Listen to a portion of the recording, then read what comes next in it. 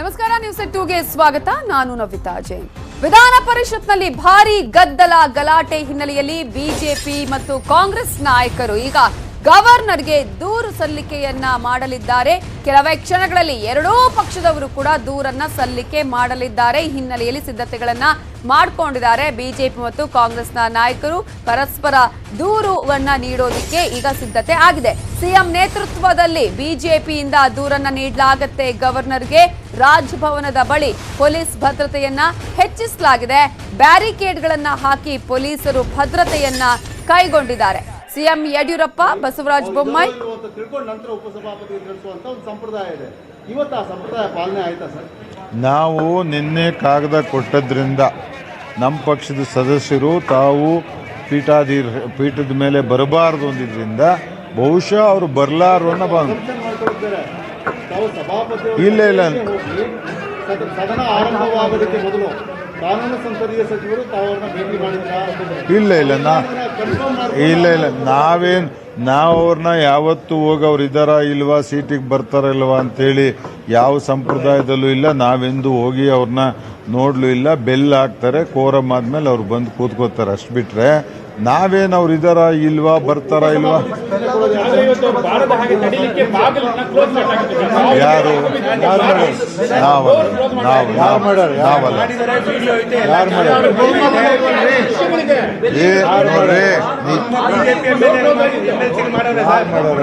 ಒಬ್ಬೊಬ್ರು ಮಾತಾಡಿ.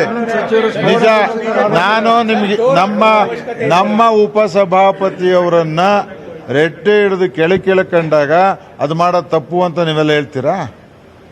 ಅಲ್ಲ ರೀ, ಒಂದು ಸಭಾಪತಿ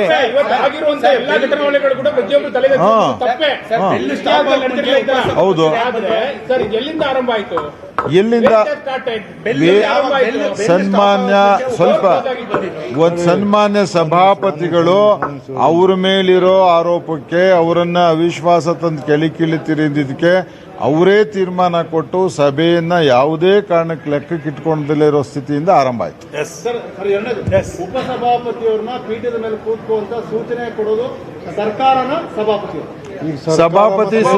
ಸಭಾಪತಿ ಸೂಚನೆ ಕೊಡಕ್ ಒಳಗಿರಲ್ಲ. ಸಭಾಪತಿ ಇದ್ರೆ ಉಪಸಭಾಪತಿ ಕೂತ್ಕೊಳ್ಳೋ ಪ್ರಶ್ನೆ ಉದ್ಭವ ಆಗಲ್ಲ. ಸಭಾಪತಿ ಬರ್ಲಾರು ಅಂತ ನಾವು ಸೂಚನೆ ಕೊಟ್ಟಿದೀವಿ ಅವ್ರಿಗೆ.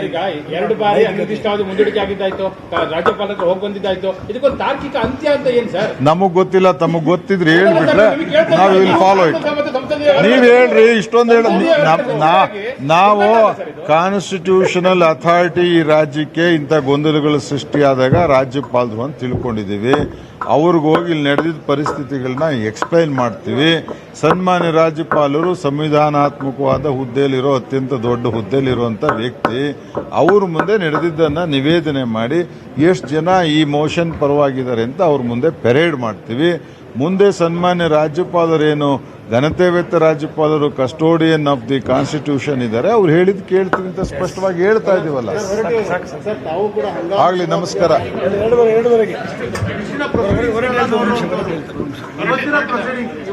ಇವತ್ತು ನಡೆದಂತ ಘಟನಾವಳಿ ವಿಧಾನ ಪರಿಷತ್ಗೆ ಕಪ್ಪುಚುಕ್ಕೆ ಆಗುವಂತ ಘಟನೆ ಆಯಿತು. ಎರಡರಿಂದ ಸೀನಿಯರ್ ಮೋಸ್ಟ್ ಸದಸ್ಯರು ತಾವು ಇವತ್ತಿನ ಸದನ ನಡೆದಂತ ರೀತಿಯ ಬಗ್ಗೆ ಒಬ್ಬ ಸೀನಿಯರ್ ಮೋಸ್ಟ್ ಸದಸ್ಯರಾಗಿ ನಮಗೆ ಯಾರಿಗೂ ಶೋಭೆ ತರೋದು ಅಲ್ಲ ಅಂತೇಳಿ ಹೇಳ್ತೀನಿ ನಾನು. ಯಾರಿಗೂ ಇದನ್ನ ಏನು ಘಟನೆ ಕಾರಣದಂದ್ರೆ ಅವ್ರು ಯಾರು ಇದಕ್ಕೆ ಶೋಭೆ ತರೋದಲ್ಲ. ಬಟ್ ಅನಿವಾರ್ಯವಾಗಿ ಇಂಥ ತೀರ್ಮಾನಗಳು ಬಂದಾಗ ಅದಕ್ಕೆ ನಾವು ಮುಂದೆ ಏನ್ ಮಾಡ್ಬೇಕು ಈಗ ಒಂದ್ ನಿಮಿಷ ಆತು. ಒಂದ್ ನಿಮಿಷ ಎಲ್ಲಿದೇನಪ್ಪ,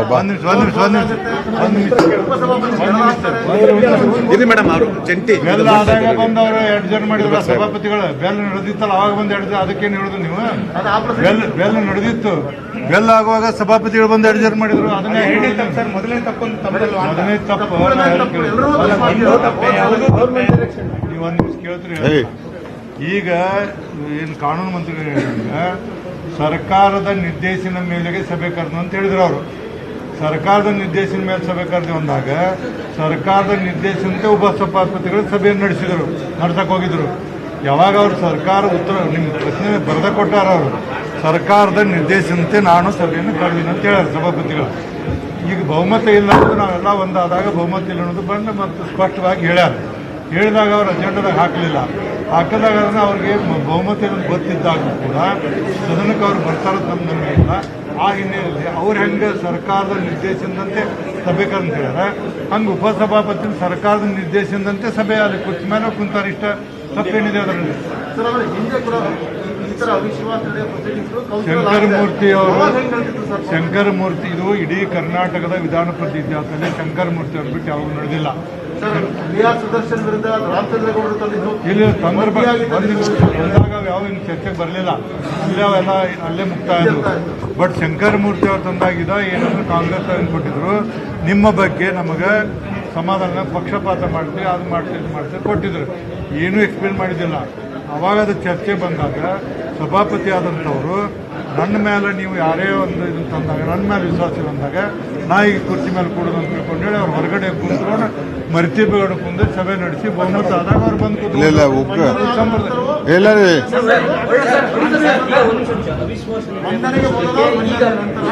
ಉಗ್ರಪ್ಪ ಅವರು ನಿಮಿಷ ಪ್ಲೀಸ್ ಎಲ್ಲರೇ ಕೇಳ್ರಿ. ಉಗ್ರಪ್ಪನವರು ಇದೇ ರೀತಿ ನೋಟಿಸ್ ಕೊಟ್ಟು 2 ಲೈನಲ್ಲಿ ಬರೆದ್ರು ನಿಮ್ಮ ಮೇಲೆ ವಿಶ್ವಾಸ ಇಲ್ಲ ಅಂತ. ಯಾವ ಕಾರಣನೂ ಯಾವ ಚಾರ್ಜು ಮಾಡಿರಲಿಲ್ಲ. ಅವತ್ತು ಶಂಕರಮೂರ್ತಿ ಅವರು ನನ್ನ ಮೇಲೆ ಚಾರ್ಜ್ ಮಾಡಿಲ್ಲ, ನಿಯಮಗಳ ಪ್ರಕಾರ ಚಾರ್ಜ್ ಮಾಡಿ ಅಂತ ಹೇಳಿದ್ರು. ಆದರೆ ಪೂರಾ ನಿಯಮದ ಪ್ರಕಾರ ಸಭೆಗೆ ಬಿಡ್ತಾ ಇದ್ದೀನಿ ನಾನು ಈ ವಿಷಯ ಚರ್ಚೆಗೆ ಅಂದರು. ಇವತ್ತು ನಮ್ಮ ಡಿಮ್ಯಾಂಡ್ ಅಷ್ಟೇ, ಸಭೆಗೆ ಬಿಡಿ ಚರ್ಚೆಗೆ, ನೀವು ನಿರ್ಧಾರ ತಗೋಬ. ಹೌದು, ಇವರು ಅಷ್ಟೇ ಮಾಡ್ತಾರೆ ಅಂತ ನಾವು ಭಾವಿಸಿದ್ರು. ಇವರು ಯಾವಾಗ ಇವ್ರು ಯಾಕೆ ಪ್ಲೀಸ್ ಒಬ್ಬೊಬ್ರು ಇವ್ರು ಮಂಡನೆ ಮಾಡಕ್ ಯಾಕೆ ಆಗಲಿಲ್ಲ ಅಂದ್ರೆ ಇವರು ಅಫಿಷಿಯಲ್ ಆಗಿ ನಮ್ಗೆ ಎಂಡಾರ್ಸ್ಮೆಂಟ್ ಕೊಟ್ಟರು, ರಿಜೆಕ್ಟ್ ಮಾಡಿದ್ದೀನಿ ಅಂತ ಹೇಳಿ. ಎಂಡಾರ್ಸ್ಮೆಂಟ್ ಕೊಟ್ಟಾಗ ನಾವೇನ್ ಮಾಡಬೇಕು? ಥ್ರೂ ಈ ಸೆಕ್ರೆಟರಿ ಲೆಜಿಸ್ಲೇಟಿವ್ ಕೌನ್ಸಿಲ್ ನಮ್ಮ ಸಿಗ್ನೇಟರೀಸ್ಗೆ ಎಂಡಾರ್ಸ್ಮೆಂಟ್ ಇಶ್ಯೂ ಮಾಡ್ತಾರೆ. ನಿಮ್ದು ಕ್ರಮಬದ್ಧವಾಗಿಲ್ಲ, ನಾನು ತಿರಸ್ಕರಿಸಿ ಇಲ್ಲ, ಸ್ಪಷ್ಟವಾಗಿಲ್ಲ, ಯಾವ ಕಾರಣಕ್ಕೂ ಇಲ್ಲ, ಆರೋಪ ಇದೆಯಲ್ಲ, ಯಾವ ಕಾರಣಕ್ಕೂ ಇಲ್ಲ. 179 ಸೀನಲ್ಲಿ ಅವ್ರೇನು ಕಶ್ಯಪ್ ಅವ್ರನ್ನ ಕೋಟ್ ಮಾಡಿ ಹೇಳ್ತಾರೆ, ಪೂರಾ ಪ್ಯಾರಾಗ್ರಾಫ್ ಕೋಟ್ ಮಾಡಿಬಿಟ್ರೆ ಸಾಕು. ನಮಗೆ ತಿರಸ್ಕರಿಸೋದು ಬಿಡೋದು ಸಭೆಗೆ ಬಿಟ್ಟು ವಿಷಯ ಬಿಟ್ರೆ ಸಭಾಪತಿ ಅವ್ರಿಗಲ್ಲ ಅನ್ನೋದಷ್ಟೇ ನಮ್ಮ ಚರ್ಚೆ. ಹೌದು, ಮಾಡಿದ್ರು ಅವರು, 1 ಸೆಂಟಿಮೀಟರ್ ಅವರು ಮಾಡಿದ್ರು. 1 ಸೆಕೆಂಡ್ ಹೇಳ್ತೀನಿ ನಿಮಗೆ. ಯಾವಾಗ ಅವರು ನಮ್ಮ ಸದನದಲ್ಲಿ ಏನು ಹೇಳಿದ್ರಂದ್ರೆ, ನೀವು ಕೊಟ್ಟಂಥದ್ದು ಸರಿಯಾದಿಲ್ಲ, ನಾನು ತಜ್ಞರನ್ನು ಕೇಳಿ ತಿರಸ್ಕಾರ ಮಾಡಿ ಅಂತ. ಅವಾಗ ಅದು it is a property of the ಹೌಸ್ನಲ್ಲೇ ಚರ್ಚೆ ಮಾಡ್ಬೇಕು. ಅದನ್ನ ಅವರ ಮಾಡಿ ಹೋಗಕ್ಕೆ ಬರಂಗಿಲ್ಲ. ಹೌಸ್ನಲ್ಲಿ ಮಾಡಲಿಲ್ಲ ಅಂದಾಗ ಇದು ಇಂಥ ಘಟನೆಗಳು ಅದು ಮೂಲ ಕಾರಣ ಅವರೇ.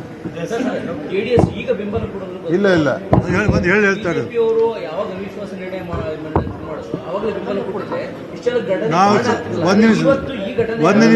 ಒಂದು ನಿಮಿಷ ಸದನದಲ್ಲಿ ನಾವಾಗಲೇ ಹೇಳಿಬಿಟ್ಟಿದ್ದೀವಿ. ನಮ್ಮ ಶ್ರೀಕಂಠೇಗೌಡರಿಗೆ ಮಾತಾಡೋಕ್ಕಾಗಲೇ ತಯಾರು ಮಾಡಿದ್ವಿ. ಚರ್ಚೆಗೆ ಬರಲಿಲ್ಲ ಅವ್ರು, ನಾವು ಅವಾಗ ಕೊಟ್ಟಿವಿ. ನಾವೆಲ್ಲ ಅವಾಗ ಕೊಟ್ಟಿವಿ, ಮತ್ತು ಪತ್ರಿಕೆಯಲ್ಲಿ ಹೇಳಿ, ಮಾಧ್ಯಮದವರೆಲ್ಲ ಹೇಳಿವಿ. ನಾವು ಹೇಳಿದಾಗೆಲ್ಲ ಆಗಿದ್ದು ನಮ್ಮ ಬೆಂಬಲ ಐತೆ ಅನ್ನೋದು ಗೊತ್ತಿದ್ದ ಅವ್ರು ಈ ತರ ಮಾಡಿದ್ರು. ಇಲ್ಲ, ಒಂದು ನಿಮಿಷ. JDS ಸಪೋರ್ಟ್ ಕೊಡ್ತಾರೋ ಬಿಡ್ತಾರೋ, ಮೋಷನ್ ಪಾಸ್ ಆಗುತ್ತೋ ಬಿಡುತ್ತೋ ಅದೆಲ್ಲ ನಮ್ಮ ಮುಂದೆ ಸದನದ ಪ್ರೊಪ್ರೈಟಿ. ಅದು ಸದನದ ಮುಂದೆ ಇದ್ದಂಥ ವಸ್ತು.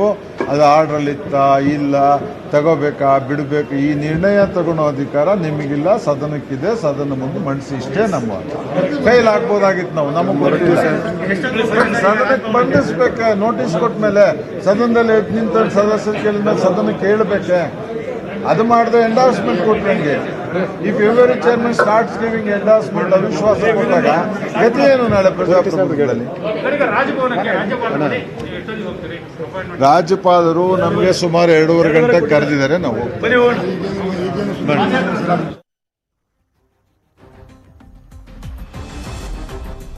ಈಗಾಗಲೇ ಈ ಒಂದು ಗಲಾಟೆ ನಡೆದಿದೆ. ರಾಜ್ಯಪಾಲರಿಗೆ ದೂರನ್ನು ಕೂಡ ನೀಡೋದಕ್ಕೆ ಬಿಜೆಪಿ ನಿಯೋಗ ಈಗ ರಾಜಭವನದ ಕಡೆಗೆ ತೆರಳಿದೆ. ಹೀಗಾಗಿ ಏನಾಗಿದೆ ಅನ್ನೋದ್ರ ಬಗ್ಗೆ ಸಂಪೂರ್ಣ ಮಾಹಿತಿಯನ್ನ ಕೊಟ್ಟಿದ್ದಾರೆ. ಹಾಗೇನೆ ಅಶೋಕ್ ಮತ್ತೆ ಗೃಹ ಸಚಿವರಾಗಿರುವ ಬಸವರಾಜ ಬೊಮ್ಮಾಯಿ ಅವರನ್ನು ಕೂಡ ಮಾತನಾಡಿಸಿದ್ದಾರೆ ನಮ್ಮ ಪೊಲಿಟಿಕಲ್ ಬ್ಯೂರೋ ಹೆಡ್ ಆಗಿರುವಂತಹ ಚಿದಾನಂದ್ ಪಟೇಲ್. ನಮ್ಮ ಜೊತೆ ಇದೀಗ ಗೃಹ ಸಚಿವರಾಗಿರ್ತಕ್ಕಂಥ ಬಸವರಾಜ ಬೊಮ್ಮಾಯಿ ಇದ್ದಾರೆ, ಅದೇ ರೀತಿ ಕಂದಾಯ ಸಚಿವರಾಗಿರ್ತಕ್ಕಂಥ ಅಶೋಕ್ ಅವರು ಕೂಡ ಇದ್ದಾರೆ. ಒಟ್ಟಾರೆ ಸದನ ನಡವಳಿ ಬಗ್ಗೆ, ಇವರ ಸ್ಟ್ರಾಟಜಿ ಏನನ್ನೋದ್ರ ಬಗ್ಗೆ ಮಾತಾಡೋಣ ಬನ್ನಿ. ಸರ್, ನೀವು ರಾಜ್ಯಪಾಲರಿಗೆ ದೂರನ್ನು ಕೊಡ್ತಾ ಇದ್ದೀರಾ ಸರ್? ಖಂಡಿತವಾಗಿಯೂ is A custodian of both the houses. ಅದಕ್ಕಾಗಿ ರಾಜ್ಯಪಾಲರಿಗೆ ಇಲ್ಲಿರುವ ನಡವಳಿಕೆ ಬಗ್ಗೆ ದೂರನ ಕೊಡಲು ನಾವು ಸಮಯನ ಕೇಳಿದ್ದೇವೆ. ಸಿಕ್ಕ ತಕ್ಷಣ ನಾವು ಹೋಗ್ತೇವೆ. ಮತ್ತೆ ಕಲಾಪವನ್ನ ನಡೆಸಿ ಅಂತ ಹೇಳಿ ರಾಜ್ಯಪಾಲರಿಗೆ ಮನವಿ ಮಾಡ್ತಿದ್ದಾರೆ. ಈಗ ಸೈನ್ ಡೇ ಆಗಿರುವಂಥದ್ದು ಮತ್ತು ಸಭಾಪತಿಗಳಲ್ಲಿ ಕೂತು ನಡೆಸಿರುವಂಥದ್ದು ಎರಡೂ ಕೂಡ ಕಾನೂನು ಬಾಹಿರ. ಯಾರ ಮೇಲೆ ಅವಿಶ್ವಾಸ ನಿರ್ಣಯ 14 ದಿವಸ ನಂತರ 5 ದಿವಸದ ಒಳಗಡೆ ಅವರು ಮೋಷನನ್ನು ಕ್ಯಾರಿ ಮಾಡಬೇಕು, ಅವರು ಮಾಡಿಲ್ಲ, ಅದು ಕಾನೂನು ಬಾಹಿರು.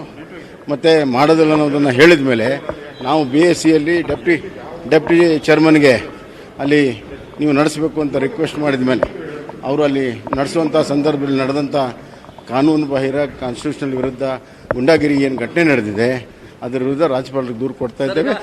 ಅಮಾನತು ಮಾಡಿ ಅಂತ ಹೇಳ್ತಿದ್ದಾರೆ ಸರ್. ಅವ್ರ ಸೈನ್ ಡೈನ್ ಏನಿದೆ ಅದು ಕೂಡ ಕಾನೂನು ಬಾಹಿರ. ಬನ್ನಿ, ಈ ಬಗ್ಗೆ ಕಂದಾಯ ಸಚಿವರಾಗಿರ್ತಕ್ಕಂಥ ಆರ್ ಅಶೋಕ್ ಏನ್ ಹೇಳ್ತಾರೆ. ಸರ್, ಒಟ್ಟಾರೆ ಈ ಘಟನೆ ಬಗ್ಗೆ ನೀವು ಕಾಂಗ್ರೆಸ್ ಸದಸ್ಯರು ಗಲಾಟೆ ಮಾಡಿರುವಂತನ್ನ ಅವ್ರನ್ನ ಅಮಾನತು ಮಾಡಿ ಅಂತೇಳಿ ರಾಜ್ಯಪಾಲರಿಗೆ ದೂರು ಕೊಡ್ತಿದ್ದೀರಾ? ಹೌದು, ತಪ್ಪು ಮಾಡ್ತಾ ಇದ್ದಾರೆ ಕಾಂಗ್ರೆಸ್ ಅವರು.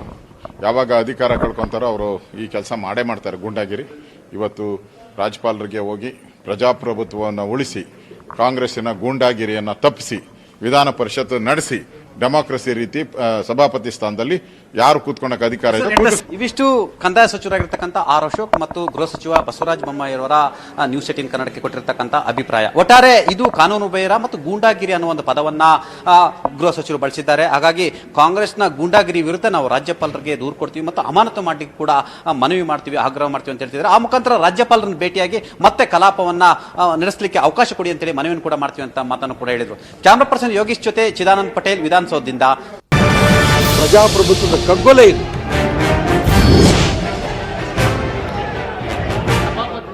ನಾನೀಗ ನಮ್ಮವರೆಲ್ಲರೂ JDS, BJP ಎಲ್ಲ ವಿಧಾನ ಪರಿಷತ್ ಸದಸ್ಯರು ರಾಜ್ಯಪಾಲರಿಗೆ ಮೆರವಣಿಗೆಯಲ್ಲಿ ಹೋಗಿ ಮನವಿಯನ್ನು ಕೊಡ್ತಾರೆ.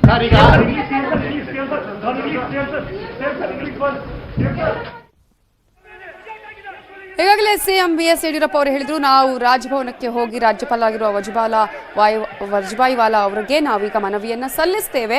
ಅದರ ಜೊತೆಗೆ ಈಗಾಗಲೇ ಪ್ರಜಾಪ್ರಭುತ್ವದ ಕಗ್ಗೊಲೆ ಆಗಿದೆ, ನಾವು ಈಗಾಗಲೇ ಕಲಾಪವನ್ನ ಮತ್ತೆ ಈ ಒಂದು ಕಲಾಪವನ್ನ ಆರಂಭ ಮಾಡಬೇಕು ಅಂತ ಮನವಿಯನ್ನ ಮಾಡ್ಕೊಳ್ತೇವೆ ಅನ್ನುವಂಥ ಮಾತನ್ನ ಕೂಡ ಹೇಳಿದ್ದಾರೆ. ಇಡೀ ಒಂದು ಪ್ರಜಾಪ್ರಭುತ್ವದಲ್ಲಿ ಈಗ ಇಂತಹ ಘಟನೆ ಹಲವು ವರ್ಷಗಳ ಹಿಂದೆ ನಡೆದಿತ್ತು ಅನ್ನೋದನ್ನ ಅನೇಕರು ನೆನಪಿಸಿಕೊಳ್ತಾರೆ. 133 ವರ್ಷಗಳ ಹಿಂದೆ ಈ ರೀತಿಯಾದಂತಹ ಒಂದು ಗಲಾಟೆ ನಡೆದಿತ್ತು. ಅದು ಕೂಡ ವಿದ್ಯಾವಂತರು, ಬುದ್ಧಿವಂತರು ಇರುವಂತಹ ವಿಧಾನ ಪರಿಷತ್ ಕಲಾಪದಲ್ಲೂ ಈ ತರ ಆಗುತ್ತೆ ಅನ್ನೋದನ್ನ ಯಾರು ನಂಬೋದಕ್ಕೆ ಸಾಧ್ಯ ಇಲ್ಲ, ನಂಬಲೇಬೇಕು. ಯಾಕಂದ್ರೆ ಇಂತಹ ಗಲಾಟೆ ಇವತ್ತು ನಡೆದಿದೆ. ಇಡೀ ಒಂದು ಪ್ರಜಾಪ್ರಭುತ್ವಕ್ಕೆ ಇದು ಶೇಮ್ ಅನ್ನುವಂತಹ ಘಟನೆ. ಜನ ನಾಯಕರು ಯಾವ ರೀತಿಯಾಗಿ ವರ್ತಿಸ್ತಾರೆ ಒಂದು ಕುರ್ಚಿಗಾಗಿ ಅನ್ನೋದಕ್ಕೆ ಇದುವೇ ಸಾಕ್ಷಿಯಾಗಿದೆ. ಸಭಾಪತಿ ಕುರ್ಚಿಗಾಗಿ ಇವತ್ತಿನ ಕಲಾಪ ಬಲಿಯಾಗಿದೆ. ಅಂದ್ರೆ ಕಲಾಪವನ್ನ ನಡೆಸೋದಕ್ಕೆ ಅವಕಾಶವನ್ನ ಕೊಡ್ಲಿಲ್ಲ ಅಲ್ಲಿ. ಯಾಕಂದ್ರೆ ಅವಿಶ್ವಾಸ ನಿರ್ಣಯವನ್ನ ಮಂಡನೆ ಮಾಡುವಂತಹ ಸಂದರ್ಭ ಕೂಡ ಇತ್ತು. ಅಲ್ಲಿ ಸಭಾಪತಿಗಳಿಗೆ JDSನವರು ಯಾವ ಕಾರಣಕ್ಕೂ ನಮಗೆ ಬೆಂಬಲ ಇಲ್ಲ, ನಾವು BJP ಜೊತೆಗಿದ್ದೇವೆ ಅಂತ ಬಹಿರಂಗವಾಗಿ ಹೇಳಿಕೆ ಕೊಟ್ಟ ಮೇಲೆ, ಬಹುಮತ ಇಲ್ಲ ಅಂತ ಸ್ಪಷ್ಟವಾಗಿ ಗೊತ್ತಾದ ಮೇಲೆ ಕಾಂಗ್ರೆಸ್ನವರ ಕರ್ತವ್ಯ ಇತ್ತು ಸಭಾಪತಿಗಳಿಗೆ ಒಂದು ಕ್ಷಣ ತಡ ಮಾಡದೇನೆ ರಾಜೀನಾಮೆ ಕೊಟ್ಟು ಹೋಗಿ ಅಂತ. ಹೋದ ಬಾರಿನೇ ಅವಿಶ್ವಾಸ ನಿರ್ಣಯ ಮಂಡನೆ ಮಾಡಿದ ಮೇಲೆ ಈಗಿರುವಂಥ ಎಲ್ಲ ಕಾನೂನು ಚೌಕಟ್ಟಲ್ಲಿ ಹೇಳೋದಾರೆ ಎಲ್ಲ ಲೀಗಲ್ ಎಕ್ಸ್ಪರ್ಟ್ಸ್ ಪ್ರಕಾರ ಒಂದು ಸಾರಿ ನಿಮ್ಮ ವಿರುದ್ಧ ಅವಿಶ್ವಾಸ ನಿರ್ಣಯ ಮಂಡನೆ ಮಾಡಿದ ಮೇಲೆ ನೀವು ಬಂದು ಸಭಾಪತಿ ಸ್ಥಾನದಲ್ಲಿ ಕುಂತ್ಕೊಳ್ಳೋಕ್ಕೆ ಅರ್ಹತೆಯೇ ಇಲ್ಲ. ಇದು ಜಗತ್ತಿಗೆ ಗೊತ್ತಿರುವಂಥದ್ದು. ಸುಪ್ರೀಂ ಕೋರ್ಟಿನ ಅನೇಕ ತೀರ್ಮಾನಗಳಿದ್ದಾವೆ. ಇಂಥ ಸಂದರ್ಭದಲ್ಲಿ ನಾವು ನೆನ್ನೆನೇ ಬಹಿರಂಗವಾಗಿ ಹೇಳಿಕೆಯನ್ನು ಕೊಟ್ಟಿದ್ದು, ಉಪಸಭಾಪತಿಗಳು ಬಂದು ಚೇರ್ನಲ್ಲಿ ಕುಂತ್ಕೊಳ್ತಾರೆ ಅಂತ. ಉಪಸಭಾಪತಿಗಳು ಬಂದು ಚೇರ್ನಲ್ಲಿ ಕುಂತು ಅವಿಶ್ವಾಸ ನಿರ್ಣಯವನ್ನು ಮಂಡನೆ ಮಾಡಿದ ಮೇಲೆ ಬಹುಮತ ಇಲ್ಲ ಅಂತಂದಿದ್ರೆ ಅವರೇ ಮುಂದುವರಿಬೋದಾಗಿತ್ತು. ಆದ್ದರಿಂದ ಬೆಲ್ ಒಡೆದಾಗ ಬಂದರೋ, ಬೆಲ್ ನಿಂತ ಮೇಲೆ ಬಂದರೋ, ಇದೆಲ್ಲ ಮುಖ್ಯವಾಗಿರೋ ಸಂಗತಿ. ನಿಮಗೆ ಬಹುಮತ ಇದೆಯಾ ಕಾಂಗ್ರೆಸ್ನವ್ರು ನಾನು ಕೇಳೋಕ್ಕೆ ಇಚ್ಛೆ ಪಡುವಂಥದ್ದು. ನನಗನ್ಸುತ್ತೆ ಒಬ್ಬ ಉಪಸಭಾಪತಿಗಳನ್ನು ಕತ್ತಿಡಿದು ಎಳೆದು ಅಪಮಾನ ಮಾಡಿ ಎಳ್ಕೊಂಡು ಹೋದಂಥದ್ದು ನಮ್ಮ ದೇಶದ ಇತಿಹಾಸದಲ್ಲಿ ಎಲ್ಲೂ ನಡೆದಿಲ್ಲ. ಇದು ಕಾಂಗ್ರೆಸ್ಸಿನ ಕಲ್ಚರ್ ಎನ್ನೋದಕ್ಕೆ ಇದಕ್ಕಿಂತ ಬೇರೆ ಜೀವಂತ ಸಾಕ್ಷಿ ಬೇರೊಂದಿಲ್ಲ. ಈಗಲಾದರೂ ಒಂದು ಕ್ಷಣ ತಡ ಮಾಡದೇನೆ ನಿಮ್ಮ ಸಭಾಪತಿಗಳಿಗೆ ಹೇಳಿ ರಾಜೀನಾಮೆ ಬಿಸಾಕ್ಬಿಟ್ಟು ಹೋಗಲಿ, ಆ ಸ್ಥಾನಕ್ಕೆ ಗೌರವ ತರುವಂತೆ ನಡ್ಕೊಳ್ಳುವಂಥ ಕೆಲಸ ಮಾಡಬೇಕು ಅನ್ನೋ ಒತ್ತಾಯವನ್ನು ಈ ಸಂದರ್ಭದಲ್ಲಿ ಮಾಡಿ. ಈಗ ಏನು ದಾರಿ ಏನಿಲ್ಲ, ರಾಜ್ಯಪಾಲರಿಗೆ ಹೋಗಿ ಮನವಿ ಕೊಟ್ಟು ಏನೇನು ನಡೀತು ಅಂತ ಇಡೀ ಜಗತ್ತೇ ನೋಡಿದೆ. ಮನವಿ ಕೊಡಬೇಕು. JDS BJP ಎಲ್ಲ ಶಾಸಕರು, ವಿಧಾನ ಪರಿಷತ್ ಸದಸ್ಯರು ಒಟ್ಟಾಗಿ ಹೋಗಿ ರಾಜ್ಯಪಾಲರಿಗೆ ನಡೀತು ಅನ್ನುವಂಥ ಮನವಿಯನ್ನು ಕೊಟ್ಟು ಕ್ರಮ ತಗೊಳ್ಬೇಕು ಅನ್ನುವಂಥ ಮನವಿಯನ್ನು ಮಾಡ್ತೇವೆ. ನಾನೀಗ ನಮ್ಮರೆಲ್ಲರೂ JDS BJP ಎಲ್ಲ ವಿಧಾನ ಪರಿಷತ್ ಸದಸ್ಯರು ರಾಜ್ಯಪಾಲರಿಗೆ ಮೆರವಣಿಗೆಯಲ್ಲಿ ಹೋಗಿ ಮನವಿಯನ್ನು ಕೊಡ್ತಾರೆ. ಸಭಾಪತಿ ಪದಚ್ಯುತಿಗೆ ಜೆಡಿಎಸ್ ಕೂಡ ಬೆಂಬಲ ಕೊಟ್ಟಿದೆ. ಜೆಡಿಎಸ್ ಶಾಸಕರಿಂದ ಸಹಿ ಸಂಗ್ರಹ ಮಾಡಲಾಗಿದೆ. 14 ಜೆಡಿಎಸ್ MLCಗಳು ಈ ಸಭಾಪತಿ ಪದಚ್ಯುತಿಗೆ ಬೆಂಬಲವನ್ನ ಕೊಟ್ಟು ಸೈನ್ ಅನ್ನ ಹಾಕಿದ್ದಾರೆ. ಸಭಾಪತಿ ಪದಚ್ಯುತಿಗೆ ಬಿಜೆಪಿ ಕೂಡ ಆಗ್ರಹ ಮಾಡಿದ್ದು ಬಿಜೆಪಿ ಸದಸ್ಯರಿಂದಲೂ ಸಹಿ ಸಂಗ್ರಹವನ್ನ ಮಾಡಲಾಗಿದೆ. ಪರಿಷತ್ ಸೆಕ್ರೆಟರಿಗೆ ಈಗ ಎಲ್ಲರೂ ಸೈನ್ ಹಾಕಿರುವಂತಹ ಪತ್ರವನ್ನ ಸಲ್ಲಿಕೆ ಮಾಡಿದ್ದಾರೆ. ಸಭಾಪತಿ ಮೇಲೆ ವಿಶ್ವಾಸ ಇಲ್ಲ, ಅವಿಶ್ವಾಸ ಮಂಡನೆಯನ್ನ ಮಾಡಲಾಗಿತ್ತು. ಸಭಾಪತಿ ಪದಚ್ಯುತಿಗೆ ಜೆಡಿಎಸ್ ಈಗ ಬೆಂಬಲವನ್ನ ಕೊಟ್ಟಿದೆ. ಹಾಗಾಗಿ 14 MLCಗಳು ಸೈನ್ ಹಾಕಿದ್ದಾರೆ. ಜೊತೆಗೆ ಸಭಾಪತಿ ಪದಚ್ಯುತಿಗೆ ಬಿಜೆಪಿ ಆಗ್ರಹವನ್ನ ಮಾಡ್ತಾನೆ ಇತ್ತು ಹಲವು ದಿನಗಳಿಂದಲೂ. ಈಗ ಬಿಜೆಪಿ ಸದಸ್ಯರು ಸಹಿಯನ್ನ ಹಾಕಿದ್ದಾರೆ. ಪರಿಷತ್ ಸೆಕ್ರೆಟರಿಗೆ ಆ ಪತ್ರವನ್ನ ಸಲ್ಲಿಕೆ ಮಾಡಿದ್ದಾರೆ.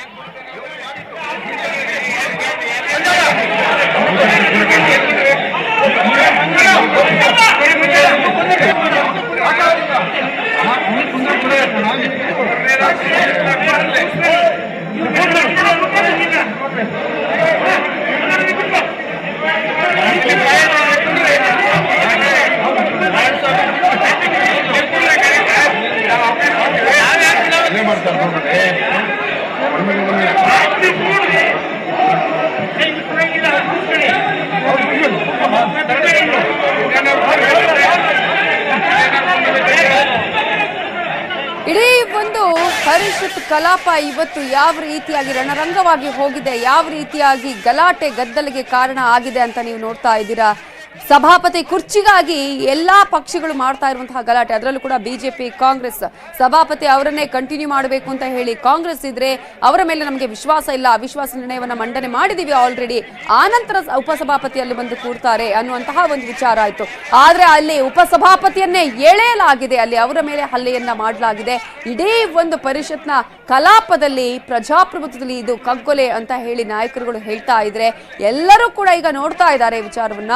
ವಿದ್ಯಾವಂತರು ಬುದ್ಧಿವಂತರು ಇರುವಂತಹ ಈ ಪರಿಷತ್ನಲ್ಲಿ ನಾಯಕರು ಏನ್ ಮಾಡ್ತಾ ಇದ್ದಾರೆ, ನಿಜವಾಗ್ಲೂ ಇದು ಪ್ರಜಾಪ್ರಭುತ್ವಕ್ಕೆ ಒಂದು ಕಗ್ಗೊಲೆ, ಕಪ್ಪು ಚುಕ್ಕೆಯಾಗಿ ಪರಿಣಮಿಸಿದೆ. ಪದಚ್ಯುತಿಗೆ ಸಹಿ ಸಂಗ್ರಹವನ್ನ ಬಿಜೆಪಿ ಹಾಗೆಯೇ ಜೆಡಿಎಸ್ ಸದಸ್ಯರು ಮಾಡ್ತಾ ಇದ್ದಾರೆ. MLCಗಳು ಸಹಿ ಸಂಗ್ರಹದಲ್ಲಿ ತೊಡಗಿಕೊಂಡಿದ್ದಾರೆ, ಅದನ್ನ ಕಾರ್ಯದರ್ಶಿಗೆ ನೀಡ್ತಾರೆ. ಯಾವತ್ತಾವತ್ತು ಈ ದೇಶದಲ್ಲಿ, ರಾಜ್ಯದಲ್ಲಿ ಕಾಂಗ್ರೆಸ್ ಅಧಿಕಾರ ಕಳ್ಕೊಳ್ಳುವಂತ ಸ್ಥಿತಿ ಬಂದಾಗ ದೊಂಬಿ ಮಾಡೋದು ಅವರ ರಕ್ತಗತವಾಗಿ ಬಂದ್ಬಿಟ್ಟಿದೆ. ಅವರ ಬ್ಲಡ್ ಅಲ್ಲೇ ಅವರಿಗೆ ಈ ಅಧಿಕಾರ ಹೋದಾಗ ಗಲಾಟೆ ಮಾಡೋ ಸಂಸ್ಕೃತಿ ಬಂದಿದೆ. ಆ ಸಂಸ್ಕೃತಿಯನ್ನ ವಿಧಾನ ಪರಿಷತ್ತಲ್ಲಿ ಅವರ ಪೌರುಷವನ್ನ ವಿಧಾನ ಪರಿಷತ್ತಿನ ಬಾಗಲುಗಳ ಮೇಲೆ, ಚೇರ್ಗಳ ಮೇಲೆ, ಅಲ್ಲಿರೋ ಮೆಂಬರ್ಗಳ ಮೇಲೆ ತೋರಿಸಿದ್ದಾರೆ. ಅದರಿಂದ ಈ ಗೂಂಡಾಗಿರಿ ಏನು ಕಾಂಗ್ರೆಸ್ಗೆ ಏನು ಹೊಸದಲ್ಲ, ಅವರ ಹಳೆಯ ಸಂಸ್ಕೃತಿ, ಆ ಸಂಸ್ಕೃತಿಯನ್ನು ತೋರಿಸಿದ್ದಾರೆ. ಆದರೆ ನಾವು ಇವತ್ತು ಬಿಜೆಪಿಯವರು ಅವಿಶ್ವಾಸ ನಿರ್ಣಯವನ್ನು ಮಂಡಿಸಿದ್ರಿ.